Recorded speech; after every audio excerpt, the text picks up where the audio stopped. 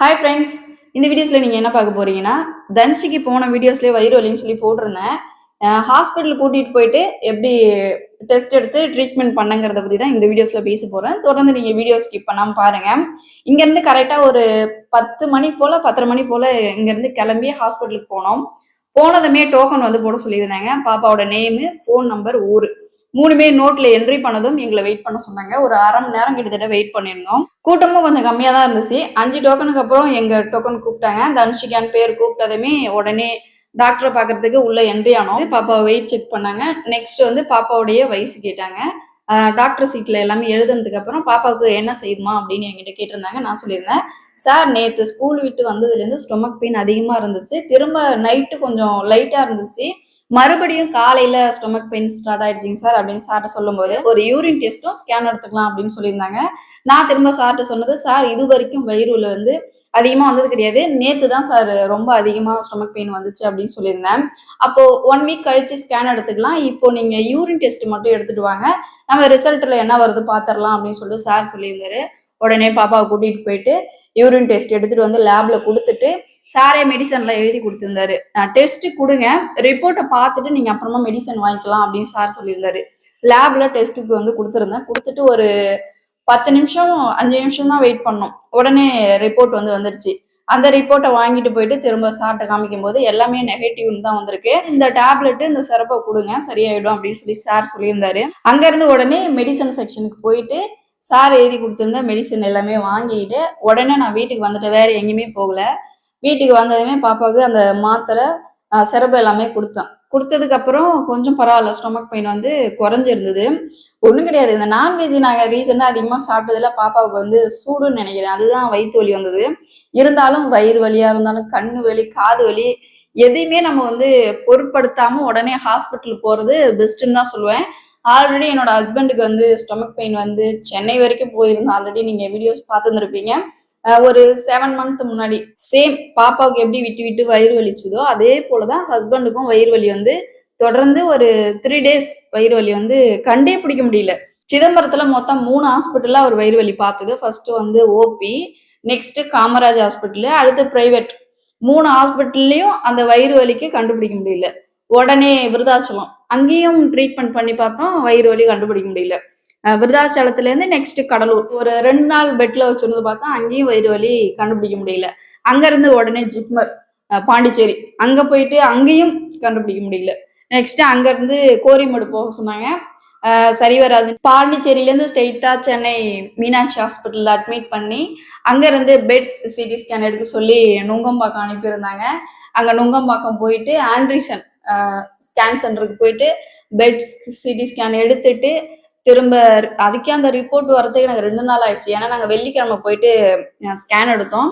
சனி ஞாயிறு 2 நாள் லீவ் ஆயிடுச்சா, திங்கக்கிழமை தான் எங்கள் கையில் ரிப்போர்ட் கிடைச்சிது.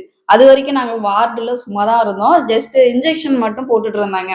வார்டில் நாங்கள் சும்மா தான். அந்த ரிப்போர்ட் வந்ததுக்கு அப்புறம் தான் அடுத்த ட்ரீட்மெண்ட்டை ஆரம்பிப்பாங்க. நுங்கம்பாக்கம் போய் திங்கக்கிழமை அன்னைக்கு அந்த ரிப்போர்ட்டை வாங்கிட்டு நெக்ஸ்ட்டு மயிலாப்பூர் மீனாட்சி ஹாஸ்பிட்டல் வந்து அந்த ரிப்போர்ட்டை கொடுத்ததும் டாக்டர் வந்து கண்டுபிடிச்சதுல நிறைய கொழுப்பு கட்டிகள் இருக்குமா வயிற்றுக்குள்ள அப்படின்னு சொல்லியிருந்தாங்க.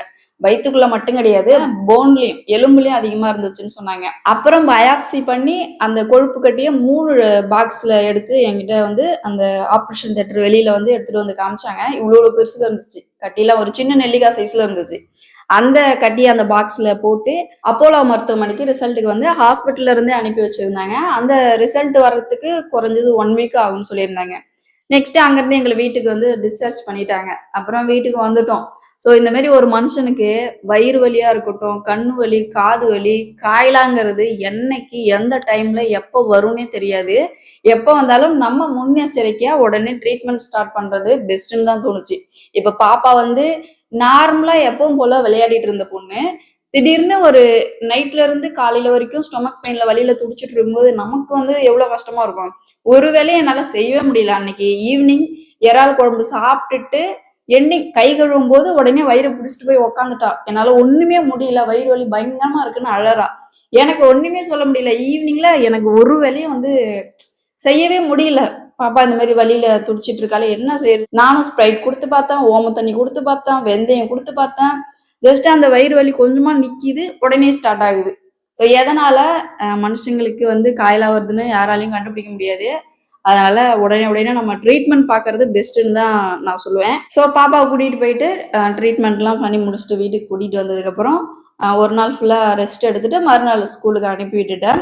இன்னொரு சம்பவம் நடந்துச்சு. பாப்பா வந்து வெள்ளிக்கிழமை அன்னைக்கு ஹாஸ்பிட்டல் கூட்டிட்டு போயிட்டு வந்தேன். வீட்டுக்கு கரெக்டா ஒரு மணிக்கெல்லாம் வீட்டுக்கு வந்துட்டேன். வீட்டுக்கு வந்ததுமே பாப்பா ஒரு ஹாஃப் டே ஃபுல்லா வந்து ஃபுல் டேவே லீவ் தான். ஹாஃப் டே ஃபுல்லா ஹாஸ்பிட்டல்ல போயிடுச்சு. மீதி அரை நாள் வந்து வீட்டுல வந்து டைம் ஸ்பெண்ட் பண்ணா. ஜஸ்ட் எல்லாமே ரெஸ்ட் தான் எடுத்துட்டு இருந்தா. தூங்குனா, கொஞ்சம் படிச்சா, ஹோம்ஒர்க் பண்ணா, அந்த மாதிரி செஞ்சுட்டு இருந்தா.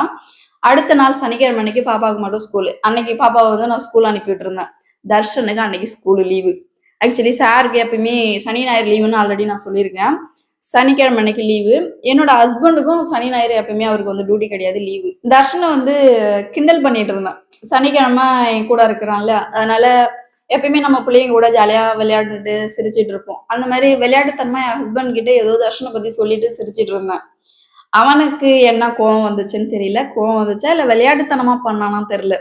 நான் மொபைல் பார்த்துட்டு படுத்திருந்தேன்.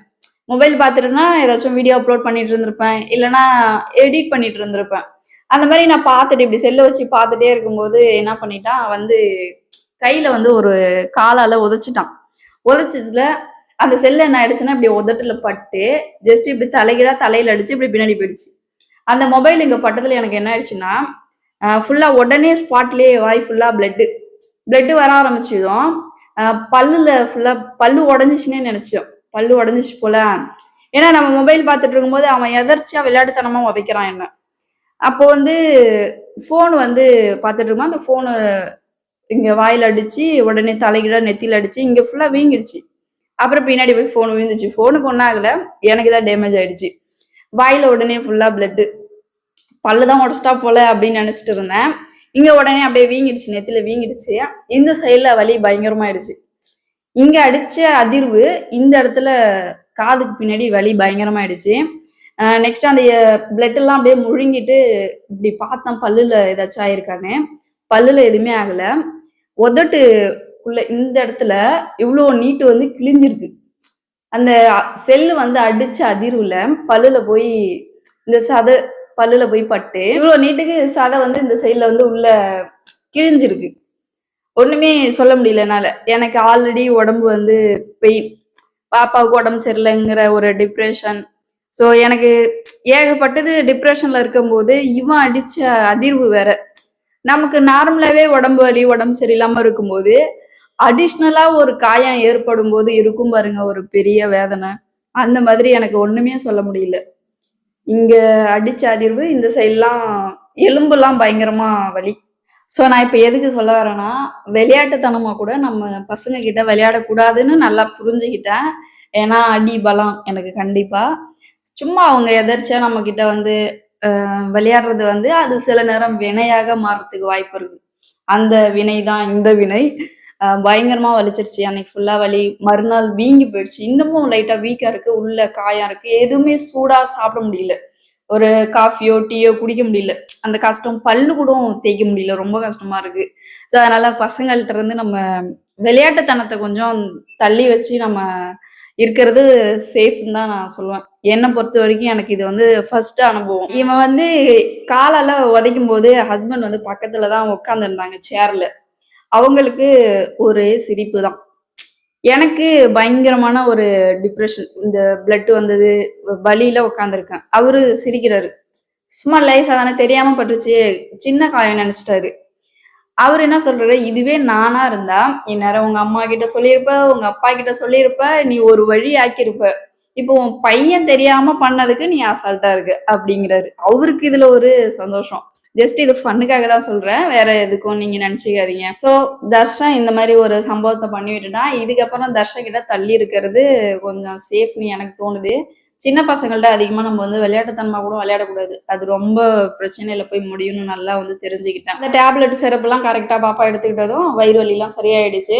இப்போ பாப்பா ஸ்கூல் போக ஆரம்பிச்சிட்டா. ஸோ என்கிட்ட நீங்க ஏதாச்சும் கேள்விகள் கேட்க இருந்துச்சுன்னா கமெண்ட்ல வந்து கேளுங்க. கொஸ்டின் ஆன்சர் வீடியோஸ் வந்து நான் கண்டிப்பா மேக் பண்றேன். அதை அப்படியே ஸ்டாப் பண்ணி தான் வச்சிருக்கேன். நீங்க ஏதாச்சும் கேள்விகள் கேட்டாதான் நான் அதை வந்து ஒரு லாங் வீடியோவா மேக் பண்ணி கொடுப்பேன்.